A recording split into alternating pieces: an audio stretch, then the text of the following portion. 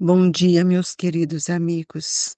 Estamos hoje no dia tão importante de renovação, do desabrochar de novas ideias, que é a nossa Páscoa, a Páscoa verdadeira do Cristo. Hoje, fugindo um pouco da nossa rotina diária de trazermos o Evangelho, nós hoje estamos trazendo fragmentos das lições trazidas por Humberto de Campos, no Boa Nova, a última ceia.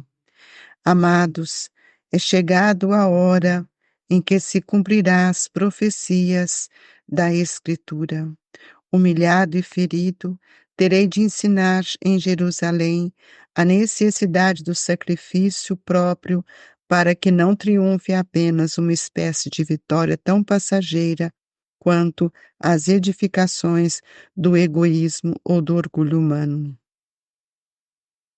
Os homens têm aplaudido em todos os tempos as tribunas douradas, as marchas retumbantes dos exércitos que se glorificam com despojos sangrentos, os grandes ambiciosos que dominaram a força do espírito inquieto das multidões. Entretanto, eu vim de meu Pai para ensinar como triunfam os que tombam no mundo, cumprindo o sagrado dever como mensageiro de um mundo melhor, onde reinam o bem e a vitória e a verdade.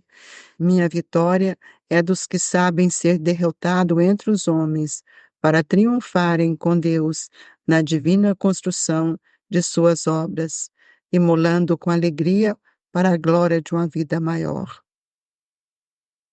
Aqui nós vamos ver que Jesus traz para os discípulos, já anunciando naquele momento da festa judaica, aquela situação em que ele estava prestes a passar. E nós percebemos que nessa questão, Jesus avisa para os discípulos, né, a questão de Judas, quando ele diz assim: não vos perturbeis com as minhas afirmativas, porque em verdade um de vós outros me há de trair. As mãos que eu acariciei voltam-se agora contra mim. Todavia minha alma está pronta para a execução dos desígnios de meu Pai. A pequena assembleia fez-se lívida, com exceção de Judas, que entabulara negociações particulares com os doutores do templo, faltando apenas o ato do beijo, a fim de consumar-se a sua defecção. Nós sabemos que o essencial é nós revelarmos a nossa união com Deus em todas as circunstâncias. E aí, naquela frase amiga, ou naquele momento sublime da última ceia, os discípulos, então, preocupados, Jesus disse para um discípulo querido, que era João, e ele então disse: ouve, João, os desígnios de Deus, se são insondáveis, também são invariavelmente justos e sábios. O escândalo desabrochará em nosso próprio círculo bem-amado, mas servirá a lição a todos aqueles que vierem depois de nossos passos no divino serviço do Evangelho. Eles compreenderão que para atingirem a porta estreita da renúncia redentora, hão de encontrar muitas vezes o abandono, a ingratidão e o desentendimento dos seus mais queridos. Isso revelará a necessidade que cada qual afirmar-se-á no caminho para Deus, por mais espinhoso e sombrio que ele seja. Nós percebemos que antes daquele momento da crucificação, Jesus já vinha preparando os seus discípulos para que eles pudessem compreender a grandeza do amor que muitas vezes ressoa no coração de todos. E Jesus, então, olhando para aqueles discípulos, né, ele diz que era necessário que cada um sentisse a grandeza do momento. E nós percebemos aqui que quando Jesus se conversava com João em observações afetuosas, Tiago, sempre muito preocupado, adverte a questão do momento em que eles estavam sendo esclarecidos pelo Mestre. Filipe afirmava a Simão Pedro que depois do triunfo todos deveriam entrar em Nazaré para revelar aos doutores e aos ricos da cidade a sua superioridade espiritual. Levi dirigia-se a Tomé e lhe fazia sentir que, verificada a vitória, e lhes constituía uma obrigação a marcha para o templo ilustre em que se exigiria seus poderes supremos. Nós percebemos aqui que todos estavam pensando que na vitória não entenderam as palavras que o Cristo veio trazer. E quando Jesus, na sua grandeza, avisa para os discípulos, especialmente para João, que ele não podia dizer-lhes tudo. Mas, depois daquele dia do Calvário, Humberto de Campos nos mostra: 2 dias eram passados sobre o doloroso drama do Calvário, em cuja cruz de inominável martírio se sacrificara o Mestre pelo bem de todos os homens. Penosa situação de dúvida reinava dentro da pequena comunidade dos discípulos. Quase todos haviam vacilado na hora extrema. O raciocínio frágil do homem lutava para compreender a finalidade dos discípulos. Quase todos haviam vacilado. Nós observamos que nós também temos vacilado nas horas de nossos maiores testemunhos, procurando na fé aquilo que nós devíamos alimentar para viver o momento sublime de nosso encontro com Jesus. O Messias redivivo observava a incompreensão dos seus discípulos como o pastor que contempla o seu rebanho desarvorado. Desejava fazer ouvida a sua palavra divina dentro dos corações atormentados. Mas só a fé ardente e o ardente amor consegue vencer os abismos da sombra entre a terra e o céu. E todos os companheiros se deixavam abater pelas ideias negativas. E nós precisamos também analisar que nas horas de reflexões maiores, nós temos sido arrastados pelo medo, pela insegurança.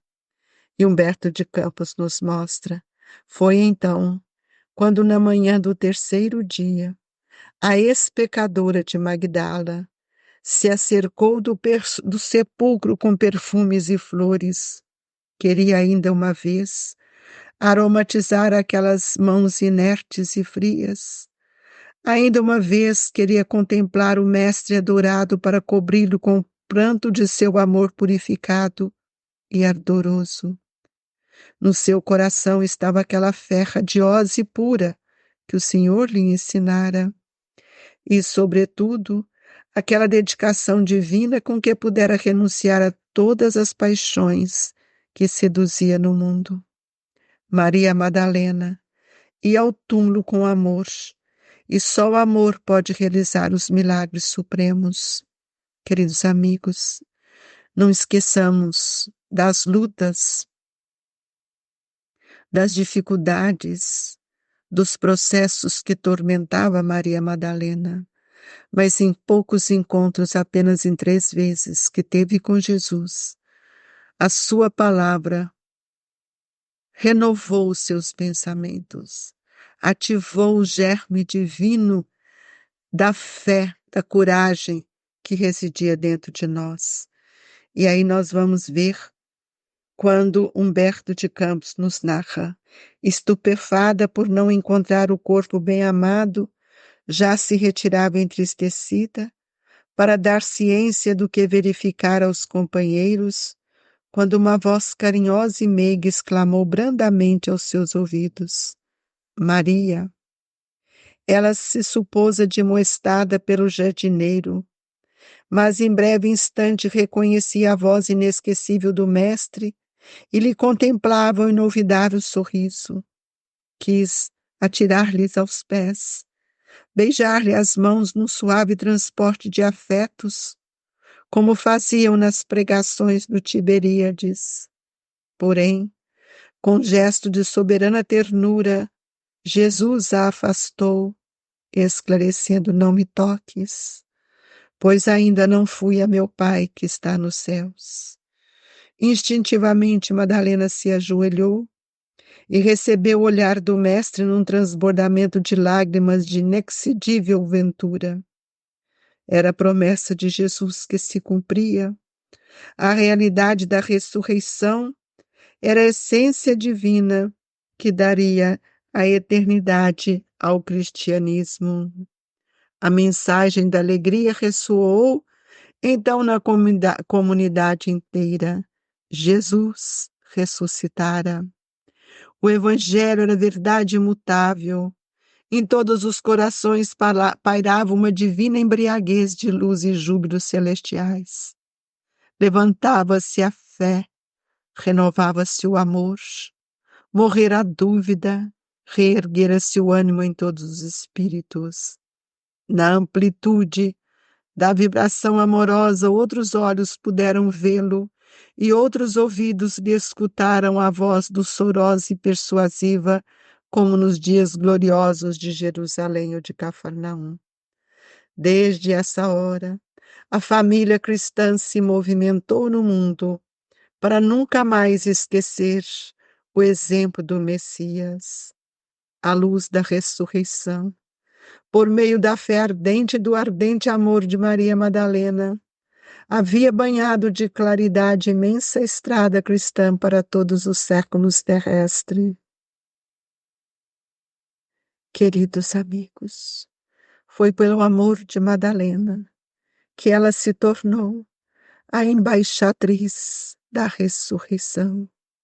E nós precisamos compreender que a Páscoa é essa renovação íntima de nossos sentimentos, que a paz é esta, que a Páscoa é esta esperança que Jesus continua conosco.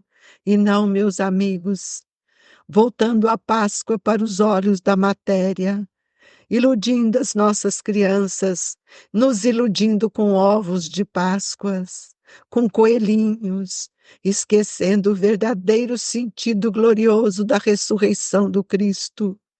É preciso que nós alimentemos nestes espíritos que ora estão conosco a verdade, porque o chocolate acaba e o papel que o envolve com tantos laços, com tanta beleza, reveste as nossas ilusões. Até quando nós vamos viver de ilusões? Ou até quando vamos ser um Tomé que ainda precisava de tocar nas chagas de Jesus? Nós estamos diante de um momento extremamente importante, que é o momento da Páscoa. A Páscoa que todos nós precisamos compreender. A Páscoa que vem nos levantando, que vem surgindo dentro de nós, nesses últimos momentos, naquela reunião fraterna que Jesus fez com os discípulos, falando daquela hora, e poucos compreenderam. Amigos, todos nós ressuscitaremos, como afirmou o apóstolo Paulo na primeira carta aos Coríntios. É preciso que a gente compreenda que a Páscoa é o renascimento da verdade, é para que nós possamos sair das nossas ilusões e lembrar que todos nós sobrevivemos após a morte. Isto é uma lei natural. Todos nós e todas as coisas estamos sujeitos à mesma lei. Mas sobreviver em Cristo é superar nossas exigências biológicas para alcançar os planos sublimes do mundo espiritual. Nós precisamos entender que não foi isso que Jesus ensinou ao dizer: quem se apega à sua vida perdê-la, mas quem perder por amor de mim, esse a encontrará. E é por isso, meus queridos irmãos, que nós precisamos procurar encontrar com Jesus. E neste domingo, que se deve repetir em todos os outros dias da nossa vida, renovemos os nossos ideais, os nossos compromissos, especialmente quando Jesus, depois daquele dia de Calvário, depois de sua ressurreição, volta a convidar os 500 da Galileia para atender o seu evangelho. É preciso dizer-lhes, meus irmãos, que a Páscoa é uma passagem e nós todos teremos a nossa Páscoa individual, do passar de uma vida para outra. E é preciso que nós convidemos aqueles que nós estamos ligados a entender que a Páscoa cristã não é aquela passagem para o Mar Vermelho trazido pelos judeus, mas a travessia do Mar Vivo nas águas que iluminam, que nos sustenta do Evangelho de Jesus. Ó amigos, todos ressuscitaremos, todos estaremos juntos com o Mestre. E aí nós vamos ver que é preciso seguir os ensinamentos de Jesus. Mas hoje eu gostaria muito de voltar-lhes a pedir-lhes: falemos a verdade para as crianças, para os jovens, não vamos iludi-los com o coelho. A Páscoa não é um coelho, a Páscoa é Cristo que renova os nossos ideais. A Páscoa não é um chocolate que acaba o sabor e nós voltamos à nossa realidade. Páscoa é renascimento, Páscoa é vida. E nós precisamos sair dessa paixão do Cristo para entender que todos nós estamos vivendo esse momento de modificar os nossos corações. Que o Cristo possa nascer em nós e vivamente estar conosco, como nós vimos que ele esteve com Maria de Magdala. É preciso, portanto, que a gente sinta a grandeza de todos esses momentos, para que quando Jesus disse ao discípulo amado João: já não vos chamo servo, porque o servo não sabe o que faz o seu Senhor. Tenho-vos chamado amigos, porque vos revelei tudo quanto ouvi de meu Pai. Nós precisamos entender que neste domingo, neste dia e a cada dia não é só um domingo, nós todos temos que buscar entender o que seja a Páscoa que o Cristo veio nos ensinar. A Páscoa que nos faz lembrar daqueles corações amigos que tiveram com Jesus. Maria de Cleófas, que trazia a cruz da maternidade dolorosa. A Maria de Magdala, que pranteava sobre a cruz da tristeza que ela carregava. Joana de Cusa, que viera igualmente à celebração da Páscoa, que sofria com o madeiro do casamento infeliz. Todos nós temos nossa cruz, mas todos nós estaremos ouvindo as palavras de Jesus. Filhas de Jerusalém, não choreis por mim, chorais antes por vós mesmos e por vossos filhos, porque dias virão em que direis: bem-aventurados os ventres que não geraram e os seios que não amamentaram. Então clamareis para os montes: cai sobre nós, e rogarei aos outeiros: cobre-nos, porque se o madeiro verde fazem isto que se fará com lenho seco, queridos amigos. Deixe Jesus renascer no seu coração. Esta é a Páscoa do cristão. Viver a verdade, a imortalidade, para que possamos nos encontrarmos um dia com o Mestre de amor e bondade.